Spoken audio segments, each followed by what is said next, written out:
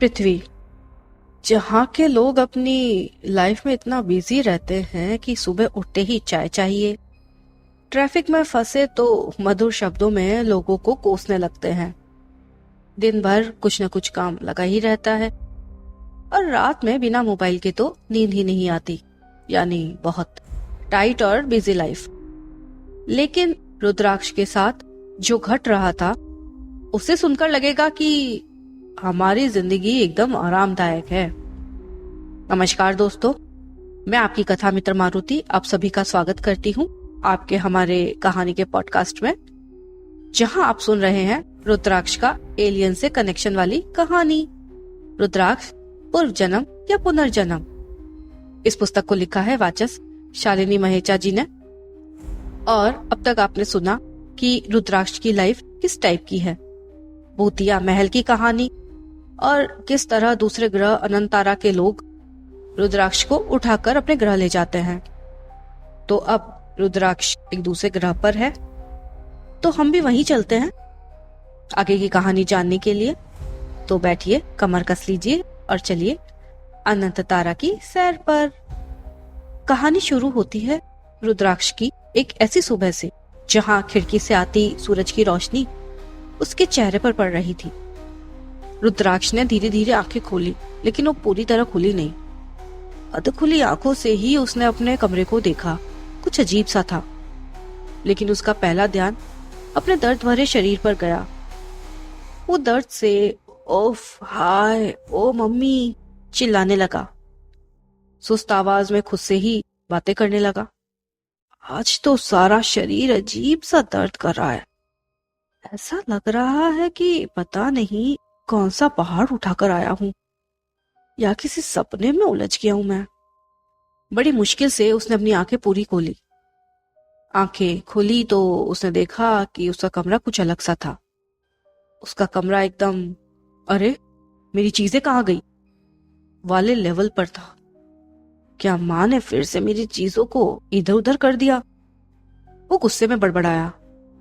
देखो, मेरा ही कमरा मुझे पहचान में नहीं आ रहा है। मैंने कितनी बार बोला है मम्मी मेरे कमरे को टच मत किया करो, लेकिन मेरी माँ सुनती ही नहीं है। और जैसे ही उसने करवट ली, उसकी नजर एक अजनबी औरत पर पड़ी जो उसके पास बैठी थी। ये क्या? वो चौंक गया। आंखें मलते हुए उठकर बैठने की कोशिश की, लेकिन शरीर का दर्द उसे बैठने की अनुमति ही नहीं दे रहा था। वही माता सूरती ने उसे बिठाया और दवाई का प्याला उसके आगे करते हुए कहा, उठ गए मेरे बेटे, कैसी तबीयत है? लो इसे पी लो, तुम कुछ ठीक महसूस करोगे। ये दवाई तुम्हारे शरीर के दर्द को ठीक कर देगी। रुद्राक्ष बुरी तरह डर गया। ये मेरी कौन सी माँ है जो मुझे ही पहचान में नहीं आ रही है? क्या ये सपने का पार्ट 2 है? उसने डरते हुए पूछा। कौन है आप? और ये कहाँ हूं मैं? ये कौन सी जगह है? अब जरा सोचिए कि आप सुबह उठे और कोई अनजान आंटी आपको दवाई पीने का आदेश दे रही हो, क्या करेंगे आप? बस वैसी ही कुछ हालत रुद्राक्ष की थी। रुद्राक्ष के चेहरे पर डर साफ दिखाई दे रहा था। समझ ही नहीं पा रहा था कि ये सब हो क्या रहा है। उसका मन तो कह रहा था कि ये सिर्फ एक सपना है, लेकिन दिमाग कह रहा था कि ये सपना हो नहीं सकता। खैर, उसने फिर से सोने की कोशिश की।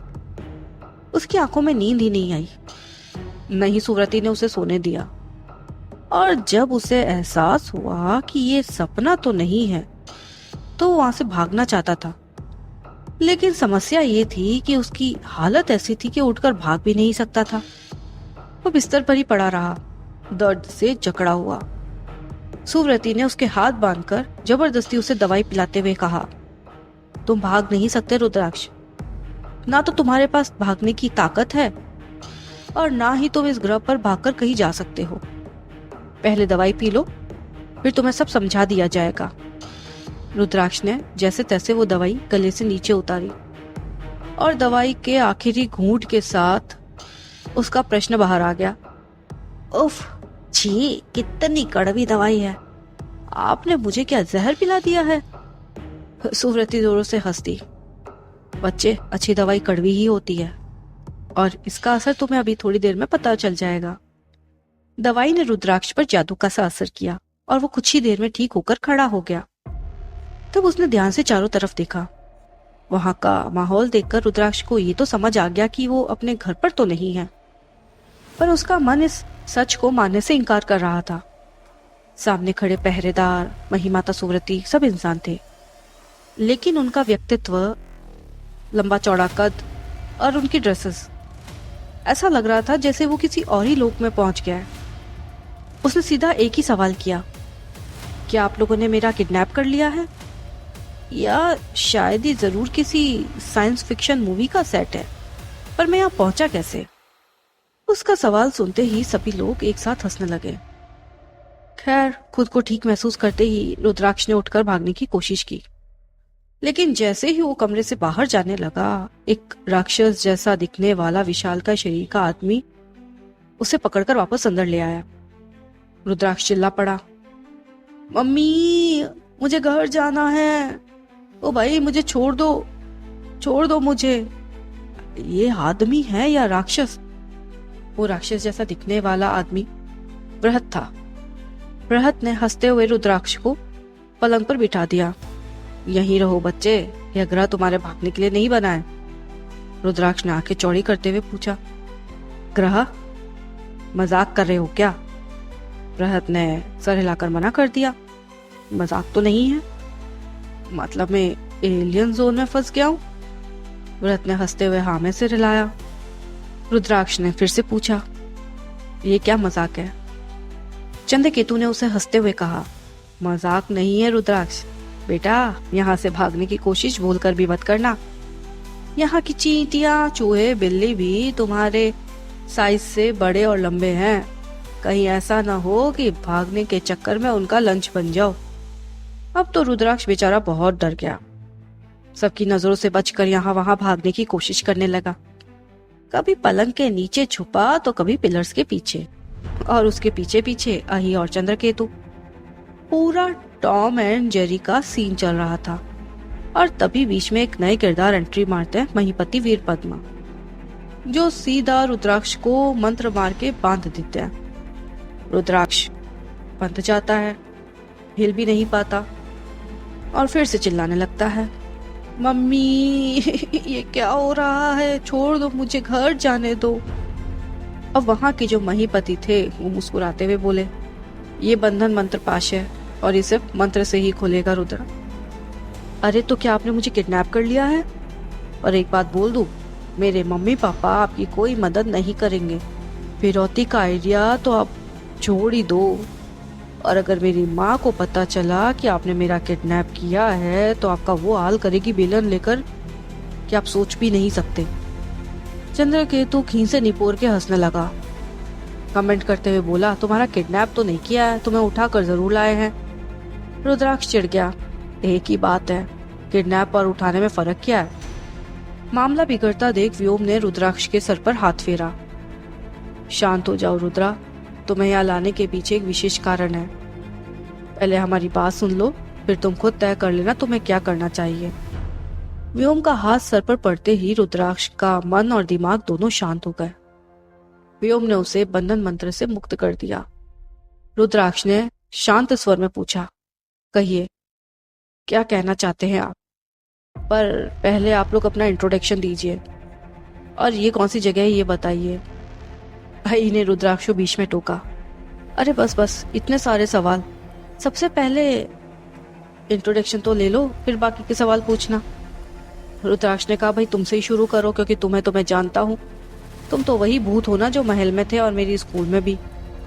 अही मुस्कुरा दिया और उसने कहना शुरू किया, मेरा नाम है अही और तुम इस समय हमारे ग्रह अनंत तारा पर हो। ये 26वें आयाम के एक दूसरे यूनिवर्स की आकाशगंगा में है।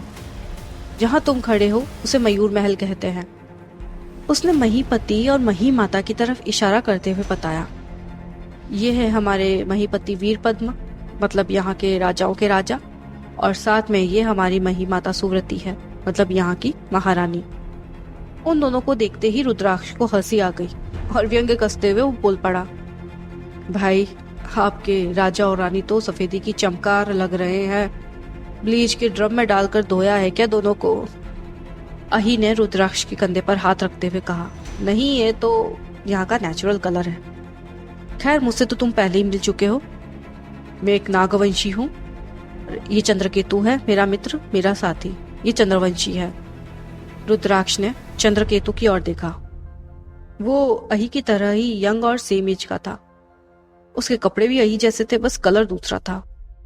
पर उसके बाल सोने चांदी के समान चमकीले और मस्तक पर अर्ध चंद्रमा जैसा मुकुट था। उसका रंग भी चंद्रमा की तरह सफेद था। और ये लोग कौन हैं? रुद्राक्ष ने पांचों तत्वों के अधिपतियों की ओर इशारा करते हुए पूछा। अही ने जवाब दिया, ये यहाँ के वो पांचों देव है रुद्रा, जिनसे ये ग्रह, पशु पक्षी, पेड़ पौधे, वनस्पतियां और हम सब हैं। उसने एक एक देव की तरफ इशारा करते हुए उनका परिचय देना शुरू किया। ये है अधिपति व्योम, ये आकाश के देवता हैं। ये है अधिपति वारुणी, वायु की देवी। अधिपति आग्नेय, अग्नि के देवता। ये है अधिपति नीरा, ये जल की देवी है। और ये है अधिपति धारित्री, धरती की देवी। रुद्राक्ष ने सबको बहुत ध्यान से देखा। जैसा उनका परिचय था वैसा ही उनका ड्रेसिंग सेंस था और वैसे ही उनके मुकुट थे। अब आगे की कहानी और भी मजेदार हो जाती है जब वहाँ के लोग उसे जबरदस्ती कुछ याद दिलाने की कोशिश करते हैं। वहाँ के एलियंस उसे एक शस्त्रागार दिखाते हैं, मतलब एक बड़ा सा कमरा जहाँ हर तरह के हथियार होते हैं पर जादुई खिलौने जैसे होते हैं। और रुद्राक्ष क्या करता है? खेल खेल में एक मक्खी जैसे दिखने वाले यंत्र का एक बटन दबा देता है और वो मक्खी बन जाती है जंबो जेट।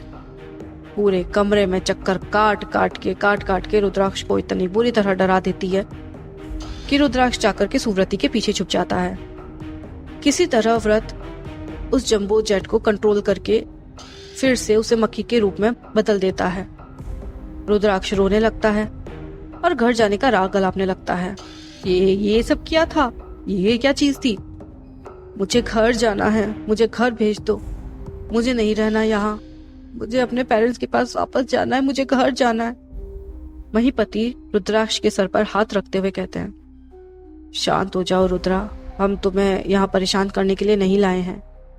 ये शस्त्रागार तो तुमने खुद ही बनाया हुआ है, ये जगह तुम्हारी खुद की बनाई हुई है, तो क्या तुम्हें कुछ भी याद नहीं आया? रुद्राक्ष ने नहीं में सर हिला दिया और मासूमियत से कहा, अरे दादाजी, मुझे तो सीधी रेखा भी खींचनी नहीं आती है, ये सब कहाँ से बनाऊंगा? महीपति उलझन भरी दृष्टि से सबकी तरफ देखते हैं और सब मिलकर ही डिसाइड करते हैं कि क्यों ना इसे पूरा महल ही घुमा दिया जाए, शायद कुछ याद आ जाए। इसी चक्कर में सब ने रुद्राक्ष को पूरा महल घुमा डाला और बार बार पूछते रहे कि उसे कुछ याद आया या नहीं। परेशान होकर रुद्राक्ष सर खुजाने लगता है।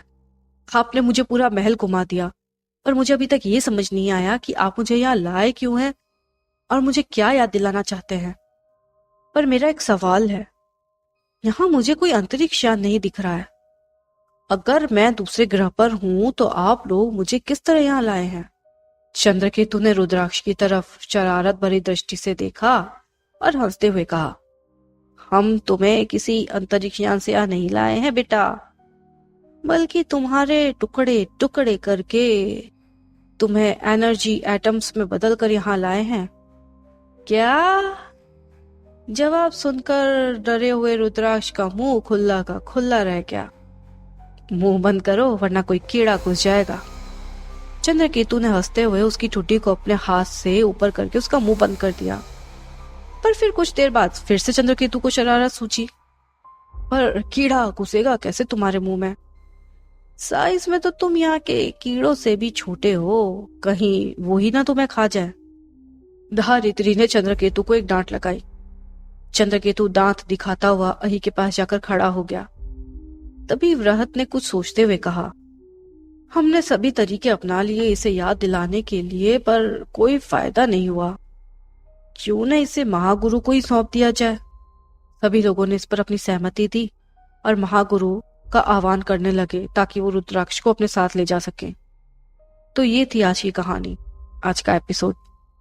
अब अनंत तारा ग्रह के निवासी क्या याद दिलाना चाहते थे रुद्राक्ष को, और रुद्राक्ष को वो याद आएगा भी या नहीं जो याद दिलाना चाहते थे? कौन है ये महागुरु? जानने के लिए सुनते रहिए मारुति की कहानियां। मैं आपकी कथा मित्र मारुति अब विदा लेती हूँ और मिलती हूँ अगले अध्याय में। स्वस्थ रहे, मस्त रहे, खुश रहें।